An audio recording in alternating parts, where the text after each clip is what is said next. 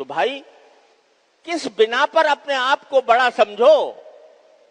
کس بنا پر افضل سمجھو؟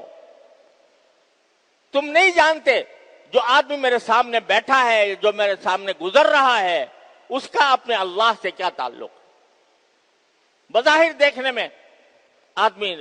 کوئی خاص نیک نظر نہیں آتا، لیکن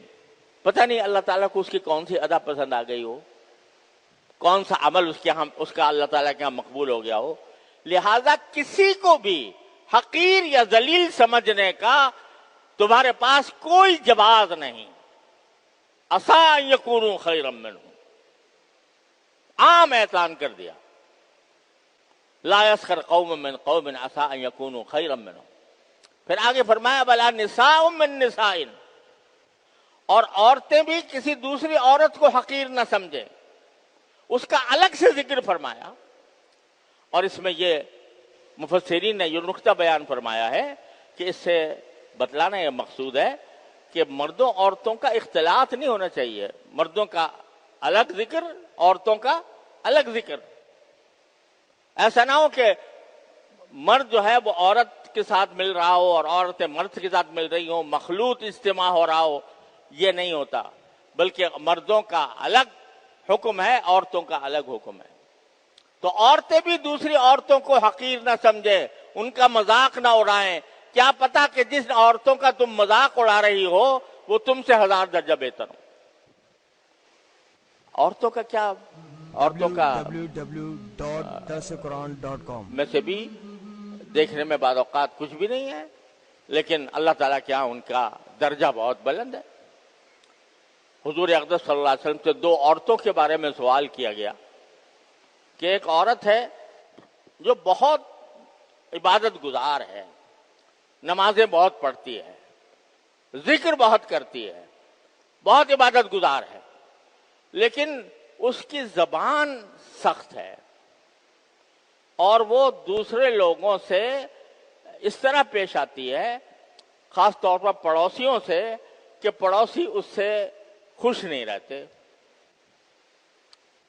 تنگ کرتی ہے لوگوں کو، ہر بات پہ ٹوکتی رہتی ہے دوسروں کو۔ ایک تو وہ عورت ہے، اور ایک وہ عورت ہے جو بیچاری کوئی خاص عبادت نہیں کرتی، بس جو فرائض ہیں وہ ادا کر رہی ہے۔ جو فرائض ہیں، 5 وقت کی نماز ہے وہ پڑھتی ہے، رمضان آتا ہے تو روزے رکھتی ہے، جو فرائض ہیں وہ ادا کرتی ہے، کوئی نفلی عبادت نہیں کرتی، لیکن لوگ اس سے خوش ہیں، اس کے زبان نرم ہے، اس کا لہجہ نرم ہے، اپنے پڑوسیوں کو خوش رکھتی ہے، اپنے ملنے جلنے والوں کو خوش رکھتی ہے، ان کے ساتھ بات کرتی ہے تو نرمی سے کرتی ہے،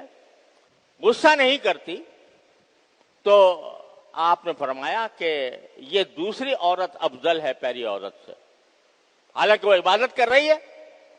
زیادہ عبادت کر رہی ہے، لیکن وہ پیچھے رہ گئی، اور یہ کم عبادت کرنے والی جو خوش اخلاق ہے، اور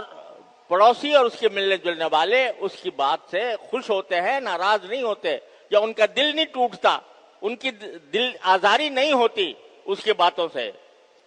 وہ افضل ہے اس سے۔